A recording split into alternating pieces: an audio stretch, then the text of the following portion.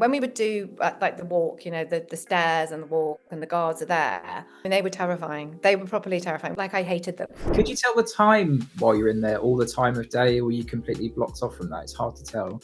No, I mean, and you know what? That was the weirdest thing ever. We had no idea whether it was day, whether it was night, what time we were going to eat, what time we were going to sleep, what time we might be allowed to shower, all of those things. So it was pretty like real to the actual Squid Games, because all of your senses were just taken away. But it's funny because for me, being a busy mum of three, that was one of the things that I actually really enjoyed. Like, I think a lot of the younger people were a little bit like, oh, I'm hungry and oh, when's it coming? Because they might be so used to kind of that service, where I was just like, I'm grateful that I'm not having to cook or clean or do anything for anyone else. So I'll eat when I'm told and I'll sleep when I'm told. And so the guards, are they quite stoic? Do they ever communicate with you or speak to you? And if they do, what kind of stuff are they saying?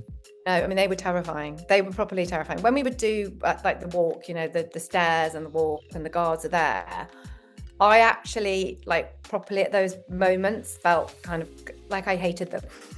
Like, they were just there and like looking over you, and it felt very real because you've got the nervousness of kind of going into a game. You've got the guards there, and when you are doing a game or when you're waiting to play a game, their presence is very, very, it's there, they're there, and terrifying. And no communication, nothing. How does it feel when people are kind of reacting to the games, the things in the show? Did you ever feel like anyone was acting over the top, or was it all like quite authentic, do you think?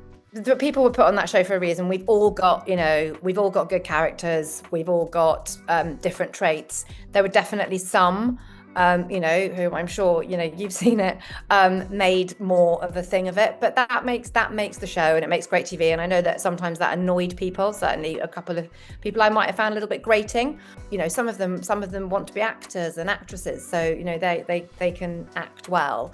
But I think for like all intents and purposes, a lot of it is you get so caught up in that experience because it felt so real. And I think you get carried away and passionate, as you would have seen. Could you talk me through what made you apply for the show?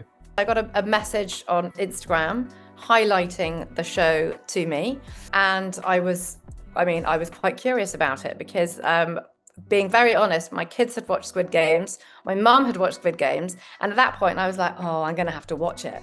So I watched it, and then I watched the challenge, and I was like, do you know what? I'm gonna go for it, and I'm gonna do this. Not quite realizing, it was quite a long process, lots of interviews. You had to go through, a real process to get there. So I didn't think it would actually happen, but it did. So I guess that's the way I came to it, and I'm really grateful that I did. Did you hear many interesting stories about how people came to be on the show? Not really. Like, some people shared that that they'd seen it. I think, if I'm honest with you, it was probably more of a stateside thing. I think probably more on people's radar than sort of the UK counterparts. But no, not really into too much details how people had kind of. In fact, one guy I met at the very beginning who I really liked, who sadly went out in the first game, who I hoped to meet, his daughter put him up for it. And he didn't know what he was doing, which I thought was hilarious.